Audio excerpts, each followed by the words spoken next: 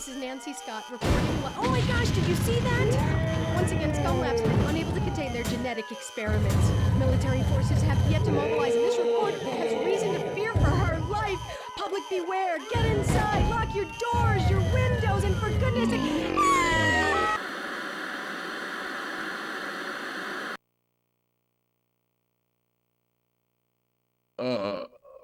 Thank you for that report, Nancy. Heaven help us. They're on a rampage! As a kid growing up, one of my best friends lived above me and I would hang out with him all the time. Sometimes we would just stay up all night playing video games. I remember a few games that we could just play non-stop: Super Smash Bros. Melee, the original Spyro trilogy, and Rampage 2 Universal Tour. Rampage 2 was the first game in the series I ever played, and I loved it. I didn't play Rampage World Tour until I obtained a copy for the Game Boy Color way back when, and in recent years I acquired both the Nintendo 64 and PlayStation versions. Rampage 2 was my first, and even back then I knew it was repetitive, but I could play it all day. I guess my friend didn't care for it as much as I did because he gave me his copy for one of my birthdays. It was awesome. So there I was at age 12 or 13 playing Rampage 2 in my room on my PlayStation, connected to my tiny-ass CRT TV through an RF adapter, destroying the world one city at a time, with drool dripping from my mouth. In this review I'm going to cover both Rampage World Tour and Rampage 2 Universal Tour for the PlayStation. World Tour was developed by Game Refuge, published by Midway Games, and released in September 1997. Universal Tour was developed by Avalanche Software, published by Midway, and released in March 1999. Just like the original 1986 arcade game, both of these entries have you playing as a giant monster, decimating numerous cities, eating people, and destroying vehicles because that's just fun. Jeremy vowed to never play Rampage again after his experience completing Rampage 2 in one run a few years back, but after a long talk and a lot of immature name-calling, I convinced him to play with me. So let's take a look at these games and see how they build upon the original arcade game. While it's true that there have been no serious side effects reported so far, I think we need to stop production before... Believe it or not, the Rampage games do have somewhat of a plot, or at least backstories to set up the gameplay. In Rampage World Tour, the plot goes that the Scum Labs facility is housing 3 giant monsters: George, a giant ape, Lizzie, a giant lizard, and Ralph, a giant wolf. I'm pretty sure these monsters are the results of humans exposed to toxic waste, or maybe they ingested toxic waste. I don't really know, but I do know that when you lose all of your health in both games, the monsters transform back into humans. In World Tour, the trio must destroy all of the Scum Labs buildings scattered throughout the world before heading to the lunar base and defeating the Scum Labs CEO, who turned himself into a monster. In Rampage 2, the trio has been captured. George is being held in New York City, Lizzie is imprisoned in Tokyo, and Ralph is in London. The game introduces a new roster of monsters, including Boris, a rhinoceros, Curtis, a mouse, and Ruby, a lobster. After rescuing the trio, aliens invade, and after stopping the alien invasion, you take the fight to outer space, where you destroy various alien cities across the galaxy. After rescuing a monster, you can then play as them, and there's even bonus alien monsters that can be unlocked, like Mucus and his purple variant. There's no real voice acting in World Tour other than Dr. Elizabeth Veronica speaking with, I think, the Scum Lab CEO in between cities when you're provided your stats. Universal Tour actually does a better job setting up its story with a few cutscenes of a news anchor covering the destruction.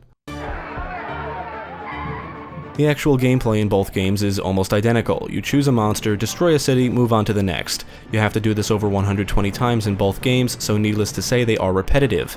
In World Tour, you must find the World Tour flags in windows or destroy the World Tour billboards, and depending on what the flag or billboard is, will determine what country you'll travel to next. After you destroy the flag or billboard, you'll enter a bonus round where you fly to the next country and can collect items which add points to your score. Each country has a Scum Labs building located in one of its cities, and these cities usually contain toxic waste. If you eat it, you'll turn into Vern, a giant purple flying bat that can spit fire and destroy everything in a matter of seconds. I have no idea how many lives you have in World Tour, but I do know I died at least 10 times, and I kept going. I think you start with 4 lives in Universal Tour, but after earning a specific amount of points in both games, you acquire an extra life.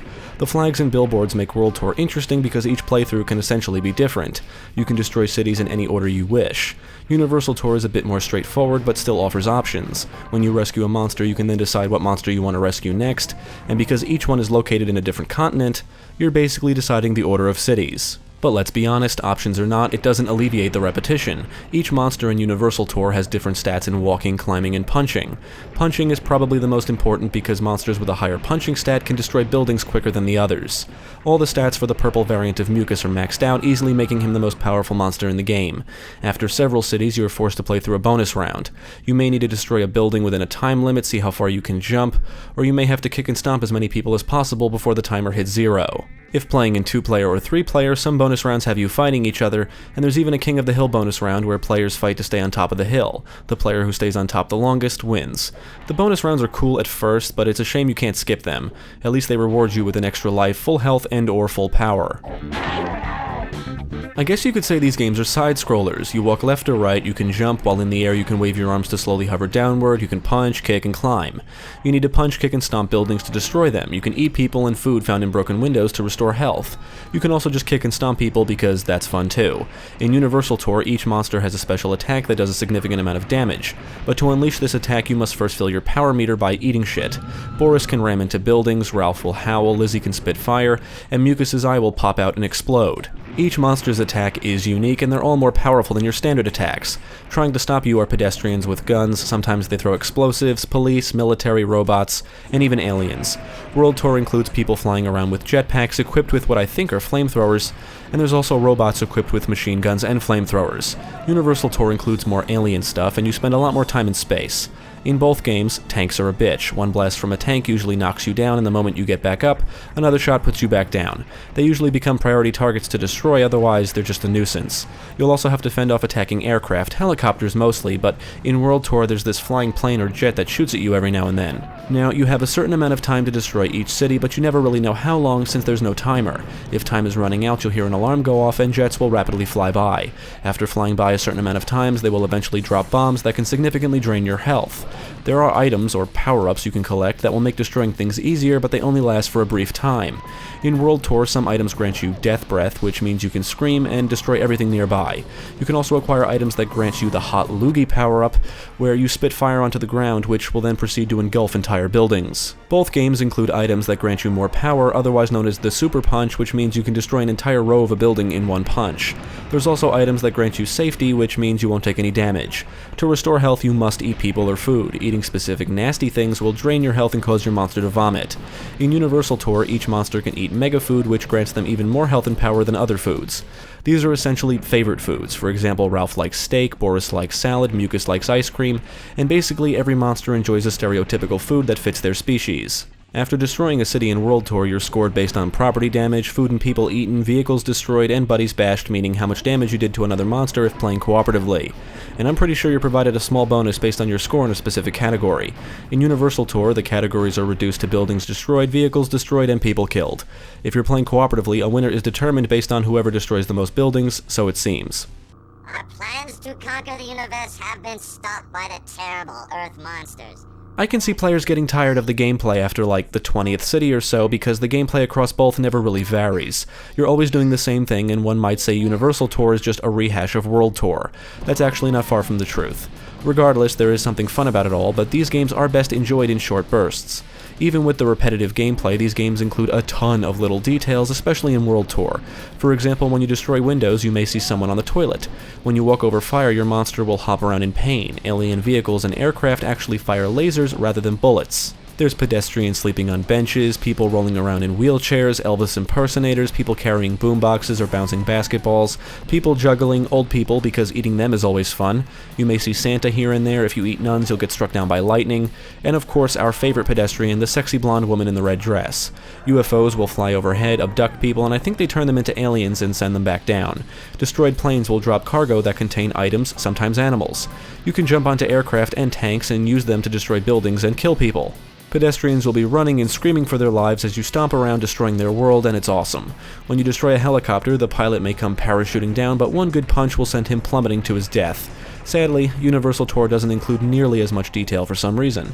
Even though the cities basically feel the same, both games do include a good variety of buildings, and major cities contain unique iconic buildings that can be destroyed, like the Empire State Building in New York, temples in Belize, and even Big Ben in London. Even the standard buildings are varied. You'll destroy houses, hotels, motels, diners, restaurants, supermarkets, funeral parlors, youth hostels, embassies, and plenty more. If you really pay attention, there's a lot of detail packed into these games, more so in World Tour, and it's actually quite impressive. Obviously, these games are dated, but their arcade-style gameplay still holds up today, as do the visuals, in my opinion. We were playing these on an original PlayStation using a SCART cable to produce an RGB video output and upscaling it to 1080p, and both games look great with plenty of color, and I just love the cartoony art style. Even though each game reuses the same assets for buildings and backgrounds in every city, if you really pay attention, it's hard not to appreciate all the little details, which becomes the highlight of both games after your mind becomes numb from the repetitive gameplay. I prefer the monster designs in Universal Tour just because they look more badass and menacing, but I appreciate the busier environments in World Tour. The music in World Tour is catchy, but like the gameplay, very repetitive. You'll hear the same few tracks repeatedly throughout the entire experience. Universal Tour includes more variety in its music with some pretty decent rock tunes, but even the soundtrack here becomes repetitive after a while. But the sounds of destruction are solid. Windows shatter, glass breaks, people scream in fear, all while buildings are crumbling to the ground. Now, the performance in both games is pretty solid. There was definitely more frame rate dips in World Tour, and I'm guessing that's because of the busier environments. After destroying over 240 cities, I must say I'm probably not going to play these for a while, but I knew that going in. I also knew these games were best enjoyed in quick sessions. They're more fun when playing cooperatively with friends, but there's still plenty of fun to be had playing solo. This series is repetitive as fuck, but I think it's the premise and simple and fun gameplay that keeps me coming back. Even though it's not as detailed, you can't skip the bonus rounds, and is basically a rehash of World Tour, I still enjoyed Universal Tour the most. It probably is because of nostalgia, but I won't say it's better than World Tour. Universal Tour is literally the same game with a different coat of paint. However, Universal Tour does offer a better feeling of progression thanks to all the unlockable monsters, but you can also just use cheats. I don't take these games too seriously and always have a great time when playing. After a while I do get bored because, let's face it, admiring the details doesn't make these games any less repetitive, but completing them does provide a feeling of satisfaction. That feeling of satisfaction may be the end result of your quest to feel anything after realizing you've invested several hours doing the same mind-numbing thing over and over again, or maybe you'll just be relieved it's all over. Regardless, I enjoy them, but these games will burn out easily, and I would seriously suggest you play these in short bursts. Rampage World Tour and Rampage 2 Universal Tour are fun games, but the fun will only last for so long. I can see many players getting bored and moving on to something else after maybe 30 minutes. If you like the idea of playing as a giant monster and destroying the world, these may be worth checking out. I would say check out World Tour first, and if you enjoy that, then check out Universal Tour. Universal Tour is basically a rehash with some added content, but not enough to make it feel significantly different or even improved. World Tour has a ridiculous amount of detail, which is one of the game's biggest highlights. Universal Tour tones down the details but offers a better feeling of progression. But in the end, they are both repetitive games and sequels to an arcade classic. They're just simple, fun games with a silly premise. And if you can't find any enjoyment in this series at all, well, that's your problem.